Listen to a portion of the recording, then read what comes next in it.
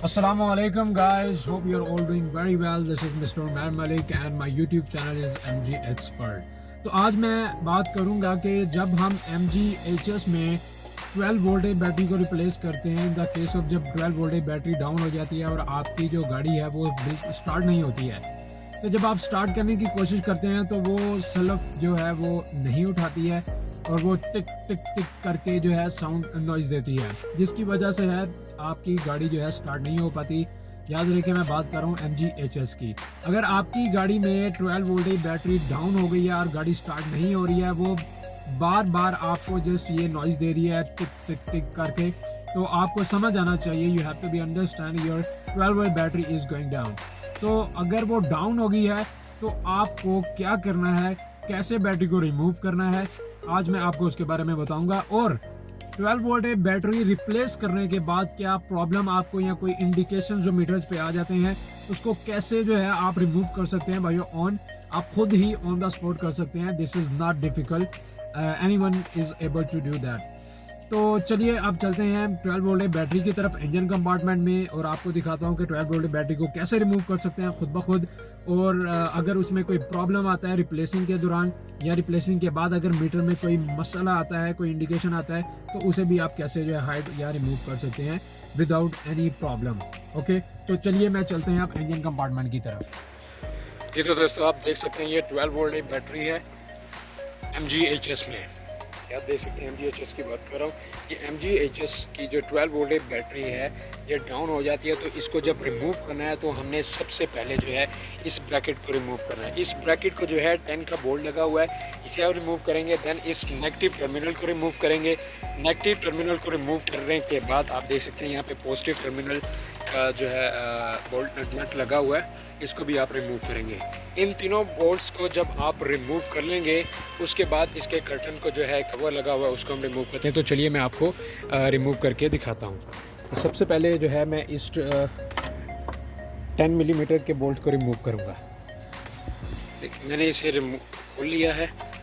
अब मैं जो है इस ब्रैकेट को रिमूव करके यहाँ पे रख रहा हूँ, और दूसरा जो है बोल्ट जो नट मुझे लूज़ करना है वो नेगेटिव टर्मिनल है 12 वोल्ट बैटरी का। इसको मैं स्पैनर लूँगा 10 का, या टी हैंडल के साथ ही इसे रिमूव कर सकता हूँ इजीली।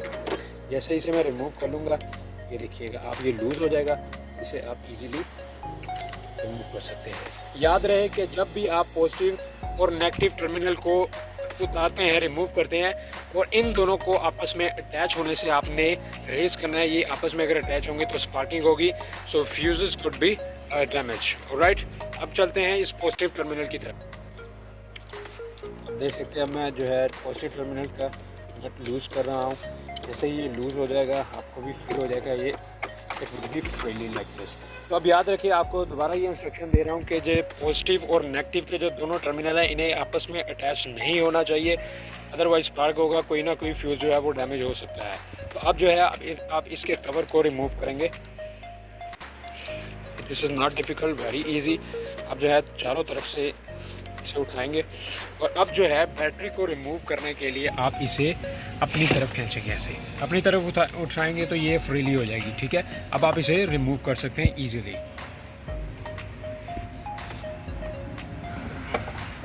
चलूँगा 12 वोल्ट बैटरी को दोबारा इंस्टॉल करें। 12 वोल्ट बैटरी को जैसे ही हमने इसे रिमूव किया था उसी तरीके से हम जो है इसे इंस्टॉल करेंगे।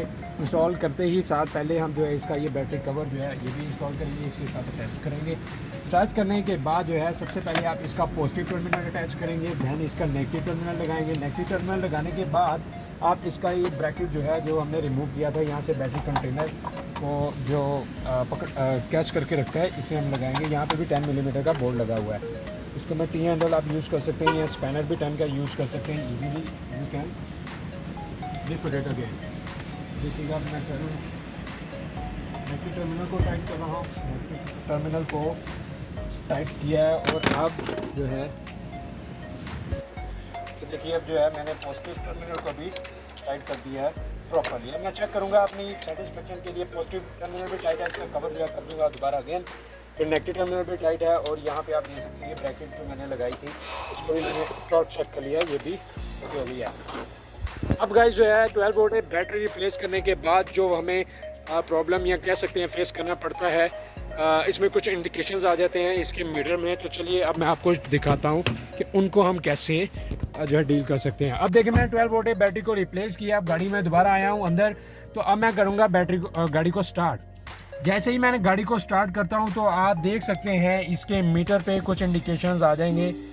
वो देखिए autonomous emergency braking system unavailable आ गया है, और यहाँ पे EPS परफॉर्मेंस रिड्यूस का भी आ गया। आप देख सकते हैं pedestrian emergency braking currently unavailable आ गया है, फॉरवर्ड कूलिंग सिस्टम अनअवेलेबल आ गया है, ट्रैक्शन कंट्रोल की इंडिकेशन आ गई है, और यहाँ पे EPS performance electric power steering की परफॉर्मेंस रिड्यूस आ गई है। तो ये सारे इंडिकेशंस आ जाते हैं जब आप 12 वोल्ट बैटरी को रिप्लेस करते हैं MGHS में। जब MGHS में आप 12 वोल्ट बैटरी को रिप्लेस करते हैं तो रिप्लेस करने के बाद जब आप, क्योंकि आपने टर्मिनल रिमूव करने होते हैं, डेफिनेटली टर्मिनल रिमूव करेंगे तो बैटरी रिप्लेस होगी। टर्मिनल रिमूव करने की वजह से ये सारे इंडिकेशन जो हैं वो एक्टिव हो जाते हैं, ऑन हो जाते हैं। तो इनके लिए आपने ज़रा से भी हेजिटेशन या प्रॉब्लम या कोई प्रॉब्लम नहीं, आपने परेशान नहीं होना है। जस्ट आपने क्या करना है, सिंपली देखते जाएं। जस्ट यहाँ आपने इंडिकेशंस को हाइड या ख़त्म करने के लिए खुद ब खुद आप कर सकते हैं, किसी के पास जाने की ज़रूरत नहीं है। आपने जस्ट क्या करना है, स्टीयरिंग व्हील को राइट टर्न देना है, फुल राइट टर्न दिया है, देन लेफ्ट टर्न देना है। आप देख सकते हैं साथ साथ मीटर पे देखते जाएं, तमाम के तमाम जो है इंडिकेशंस भी हाइड हो गए हैं। फिर जो है स्टीयरिंग व्हील को राइट टर्न दिया है, अब अगेन मैं इसको लेफ्ट टर्न दूंगा। आप एक दफ़ा करेंगे, नहीं जाएंगे इंडिकेशंस हाइड नहीं होंगे, तो आप 2 दफ़ा कर देंगे। अब आप देख सकते हैं यहाँ पे किसी भी किस्म का इंडिकेशन ऑन नहीं है, ठीक है। All types of indications have been hide on the digital meter of MGHS। तो दोस्तों ये तरीक़ेकार था कि जब आप 12 वोल्ट बैटरी रिड्यूस मतलब डाउन होने की वजह से जब आपकी गाड़ी स्टार्ट नहीं होती है तो डेफिनेटली आपको रिप्लेस करवानी पड़ती है। समटाइम्स जो है कस्टमर्स बाहर से जो है लोकल वर्कशॉप से रिप्लेस करवाते हैं। तो जब 12 वोल्ट बैटरी को रिप्लेस करवाते हैं, दोबारा टर्मिनल को अटैच करके गाड़ी स्टार्ट करते हैं, तो इसके MGHS के मीटर में इंडिकेशंस ऑन हो जाते हैं।